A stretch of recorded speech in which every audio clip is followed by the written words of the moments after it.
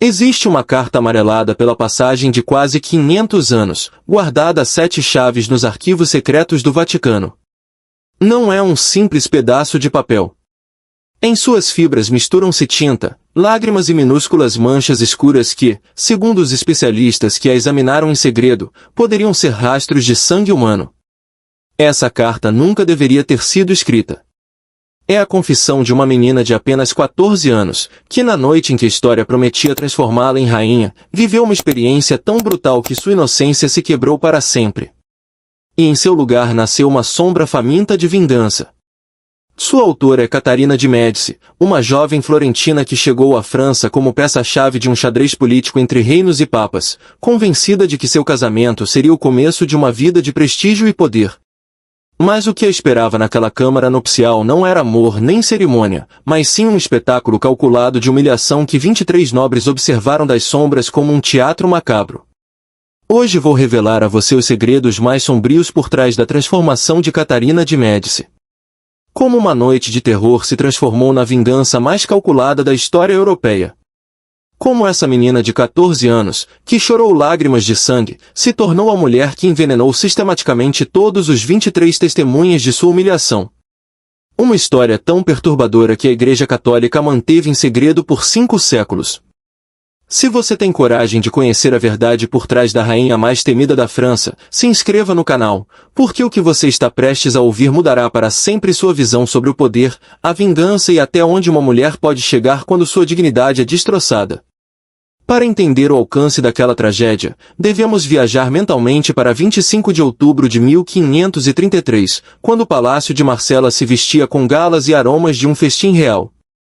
Lá fora, as ruas transbordavam de música, vinho e curiosos que celebravam a união entre a França e a poderosa família Médici. Lá dentro, nos corredores mais resguardados, preparava-se um cenário muito distinto, um que jamais apareceria em crônicas oficiais nem em sermões eclesiásticos. Os documentos descobertos séculos depois nos arquivos do Vaticano falam de uma prática secreta conhecida como cerimônia de purificação, uma tradição medieval que a corte francesa aplicava unicamente às noivas estrangeiras, sob o pretexto de limpá-las de qualquer impureza alheia ao sangue real. Essa cerimônia não estava escrita em nenhum registro, era transmitida oralmente entre os membros mais antigos da nobreza, quase como um juramento compartilhado em sussurros e taças de vinho. Catarina, com seus 14 anos recém-completados, não tinha a menor ideia do que a esperava. A jovem caminhou naquela noite pelos corredores de pedra, iluminados por tochas que lançavam sombras inquietantes sobre as tapeçarias. Suas mãos suavam sob as luvas de seda e, embora seu rosto mantivesse a serenidade que as freiras de Santa Luzia haviam lhe ensinado, em seu interior sentia um leve tremor. Acreditava que viveria sua primeira intimidade como qualquer esposa de sangue nobre, sem imaginar que estava prestes a enfrentar um ritual idealizado não para unir, mas para quebrar. Na câmara nupcial, Henrique de Orleans, de apenas 15 anos, a esperava. Fisicamente forte, mas mentalmente moldado, estava completamente sob a influência de Diana de Poitiers, sua amante de 34 anos. Diana não só controlava seus impulsos e decisões, mas havia planejado meticulosamente cada gesto e palavra daquela noite, assegurando-se de que a humilhação fosse total. Através de passadiços secretos construídos para espionar sem serem vistos, 23 membros da alta nobreza francesa se acomodaram para presenciar a cena. Olhavam por frestas ocultas, com olhos brilhantes de expectativa mórbida. Alguns bebiam lentamente, outros murmuravam apostas sobre quanto tempo a jovem italiana demoraria para desmoronar. Não eram meras testemunhas, eram participantes ativos de uma tradição cruel que se repetia em segredo por gerações.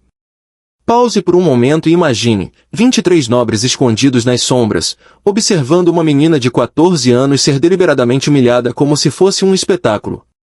Deixe nos comentários. Você consegue imaginar a coragem necessária para transformar essa humilhação em vingança? Porque o que aconteceu naquela noite criou a assassina mais calculista da história europeia. O que se seguiu superou qualquer limite imaginável.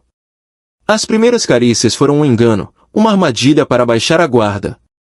Logo, a violência física e psicológica tomou conta do quarto.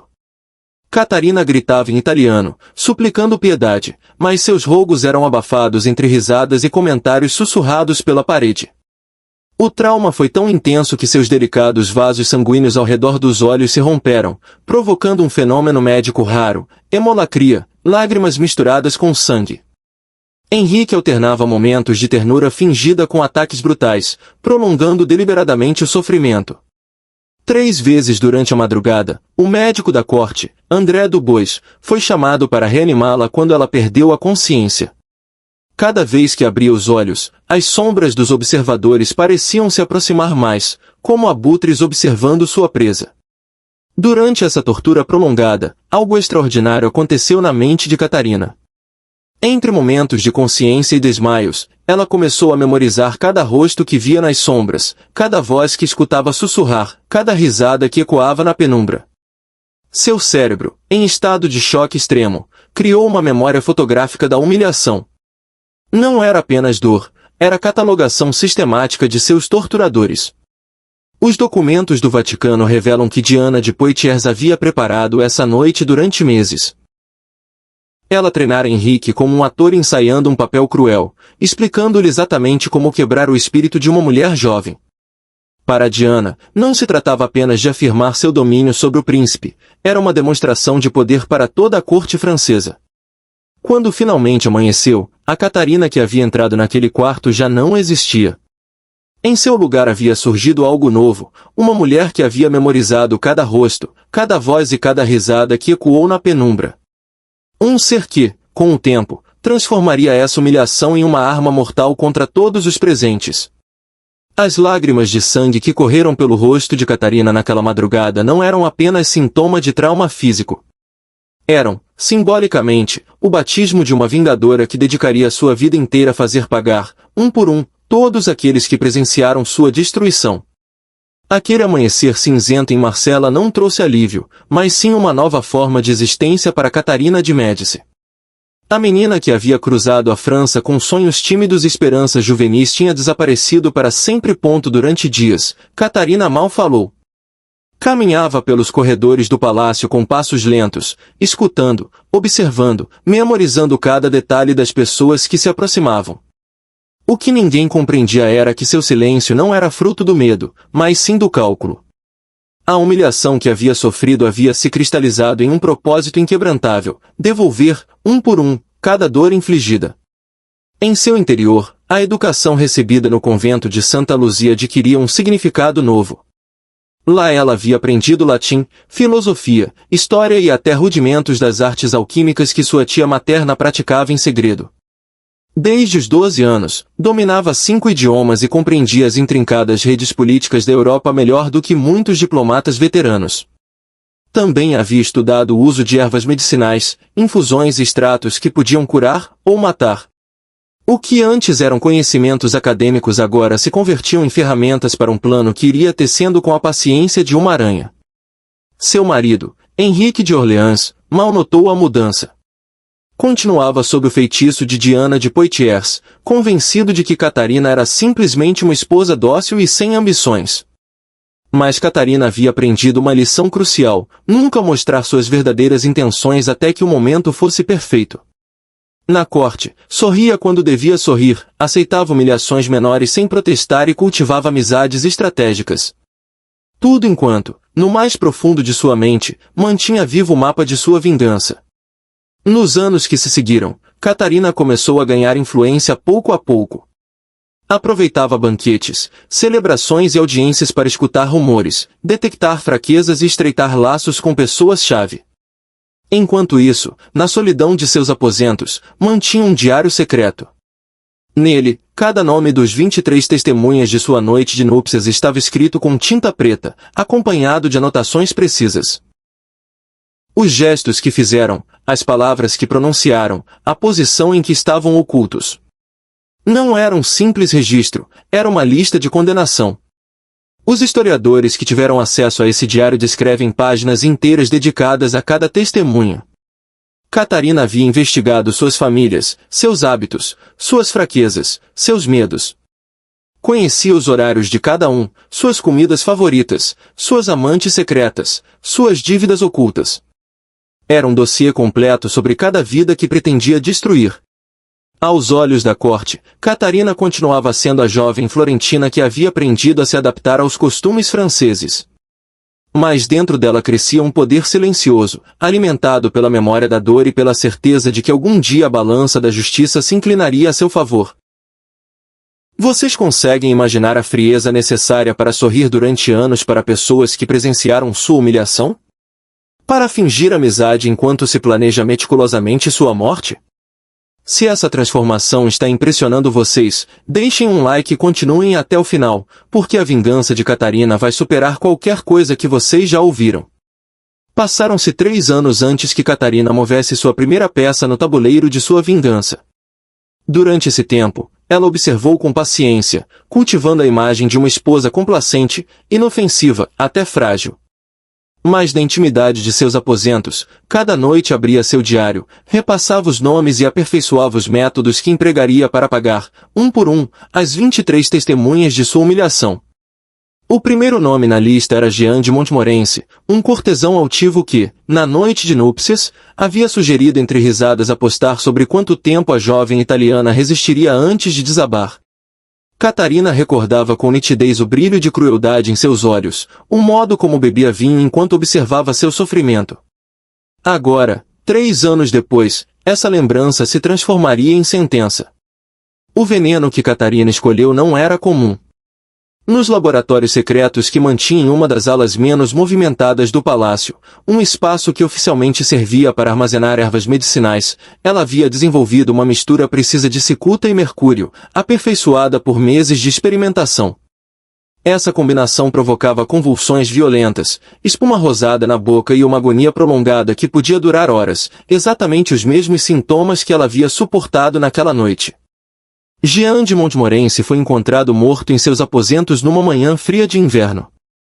A corte sussurrava sobre uma possível intoxicação alimentar, mas Catarina sabia a verdade. Antes que ele bebesse a taça fatal, havia recebido um pequeno frasco de cristal com um líquido vermelho escuro e uma breve mensagem, para que você se lembre do que viu. Aquilo se tornaria a marca pessoal de todas as suas vinganças, suas lágrimas de sangue conservadas como símbolo e advertência. Cada vítima recebia esse macabro presente antes de morrer, um lembrete de que Catarina nunca esquecia e nunca perdoava. O mais perturbador era a precisão com que Catarina replicava em cada vítima o mesmo sofrimento que havia experimentado. Se Jean havia rido de sua dor, morreria convulsionando. Se outro havia apostado sobre sua resistência, morreria lentamente, testando sua própria resistência ao veneno. Era a justiça poética levada ao extremo mais cruel. Nos laboratórios secretos, Catarina não trabalhava sozinha. Havia recrutado Antônio Rossi, um alquimista florentino que havia servido sua família na Itália. Rossi era um gênio da química medieval, capaz de criar venenos que imitavam doenças naturais perfeitamente. Juntos, desenvolveram um arsenal de substâncias letais, cada uma projetada para um tipo específico de morte. Para os orgulhosos, venenos que desfiguravam o rosto antes de matar. Para os glutões, toxinas que transformavam o prazer de comer em agonia insuportável. Para os luxuriosos, compostos que atacavam os órgãos reprodutivos primeiro. Catarina não matava apenas por vingança, ela punia de acordo com os vícios de cada vítima. Entre todos os nomes escritos no diário secreto de Catarina, um brilhava com um ódio distinto, Diana de Poitiers.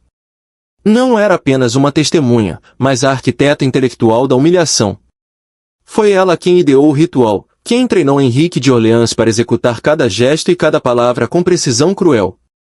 Sua influência sobre o jovem príncipe, e depois sobre o rei, era absoluta. Catarina sabia que derrubá-la não seria um ato impulsivo, mas a obra-prima de sua vingança.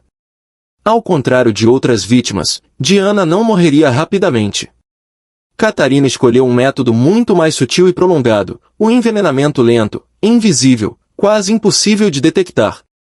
Durante meses, pequenas doses de substâncias tóxicas foram misturadas em suas comidas e bebidas, sempre em quantidades tão minúsculas que não levantavam suspeitas. O veneno não só deteriorava seu corpo, mas também sua mente. Dia após dia, Diana sentia como sua força se apagava, como seus reflexos se tornavam desajeitados e sua memória começava a falhar. Catarina assistia a todos os banquetes onde sua inimiga estava presente, observando-a beber de sua taça com um sorriso cortês, trocando olhares carregados de significados que só elas compreendiam. Era um duelo silencioso, um jogo de resistência em que Catarina controlava cada movimento. O mais diabólico era como Catarina usava a própria vaidade de Diana contra ela. Sabia que a favorita do rei era obcecada por sua aparência, então os primeiros efeitos do veneno foram direcionados à sua beleza. Pequenas úlceras apareciam em seu rosto, seu cabelo começava a cair, sua pele perdia o viço. Diana, desesperada, procurava todos os médicos e alquimistas da corte, sem saber que sua torturadora sorria ao lado do rei a cada consulta frustrada. Ninguém na corte suspeitava de nada, pois para todos a favorita do rei continuava sendo a mulher radiante que havia sido durante décadas, embora seus olhos já começassem a perder o brilho. Catarina havia calculado que Diana levaria exatamente 2 anos para morrer, o mesmo tempo que ela havia levado para se recuperar completamente dos traumas físicos e psicológicos daquela noite de núpcias. Finalmente, aos 66 anos, Diana de Poitiers morreu depois de beber um vinho oferecido pela própria Catarina durante uma celebração da corte. A autópsia, rudimentar para a época, revelou uma deterioração progressiva dos órgãos internos, como se um veneno invisível tivesse trabalhado neles por muito tempo. Catarina havia replicado em sua inimiga o mesmo sofrimento prolongado que ela havia suportado desde a noite de núpcias, mas multiplicado por anos de agonia lenta. Diana de Poitiers, a mulher mais poderosa da França depois da rainha, morreu lentamente, sem saber que estava sendo envenenada pela mesma pessoa que a havia torturado 20 anos antes. Se vocês estão impressionados com essa vingança, esperem até ouvir como Catarina eliminou seu próprio marido. Deixem um like se vocês querem saber o final desta história. Na lista de Catarina havia um nome que sempre permaneceu no final, como a peça-chave que coroaria sua vingança: Henrique II, seu marido. O homem que havia executado a humilhação naquela noite de núpcias, enquanto as sombras de 23 testemunhas se projetavam sobre as paredes de pedra, não era um objetivo qualquer. Era o rei da França, e sua morte não podia ser precipitada nem ordinária. Devia ser simbólica, um desfecho perfeito para mais de 2 décadas de silenciosa represália. Em 10 de julho de 1559, Paris celebrava um torneio em honra à paz assinada com a Espanha. A praça estava lotada de nobres, damas e plebeus ansiosos por ver o rei demonstrar sua destreza na justa.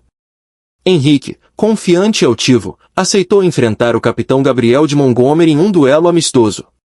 Catarina, do camarote real, observava com o rosto impassível, mas seus olhos seguiam cada movimento com uma concentração que poucos poderiam decifrar. O que ninguém sabia era que Catarina havia passado semanas preparando aquele momento. Através de seus contatos no arsenal real, havia conseguido acesso às lanças que seriam usadas no torneio. Com a ajuda de Antônio Rossi, seu alquimista de confiança, untou a ponta da lança de Montgomery com uma substância de sua própria criação, um composto baseado em veneno de cobra e extratos de plantas que aceleravam a necrose e impediam a cicatrização. Quando as lanças se chocaram, um fragmento da de Montgomery atravessou a viseira do capacete real, cravando-se no olho do monarca. A multidão prendeu a respiração. Os médicos se apressaram, mas não puderam evitar que o rei, gravemente ferido, se debatesse entre a vida e a morte por 10 dias intermináveis. Foi um final prolongado e doloroso, marcado por convulsões, febre e alucinações, sintomas que, segundo análises modernas, não podiam ser atribuídos apenas à ferida. Estudos recentes da ponta da lança, conservada como relíquia, revelaram rastros de uma substância orgânica desconhecida, possivelmente untada antes do combate. Uma toxina que teria acelerado a deterioração do rei e multiplicado seu sofrimento. Durante aqueles 10 dias de agonia, Catarina permaneceu ao lado do leito real, fingindo ser a esposa dedicada que cuidava de seu marido moribundo. Mas nas horas mais silenciosas da madrugada, quando os médicos descansavam, ela sussurrava no ouvido de Henrique palavras que só ele podia entender. Lembra-se daquela noite? Lembra-se das sombras que observavam? Agora você sabe como é morrer devagar, com dor, sabendo que alguém está observando cada momento de seu sofrimento. Nunca se pôde provar que Catarina estivesse por trás daquilo, mas na tumba de Henrique apareceu gravado um símbolo estranho, 3 círculos interconectados atravessados por uma linha vertical. O mesmo que Catarina havia desenhado com seu próprio sangue na parede da câmara nupcial naquela noite de 1533.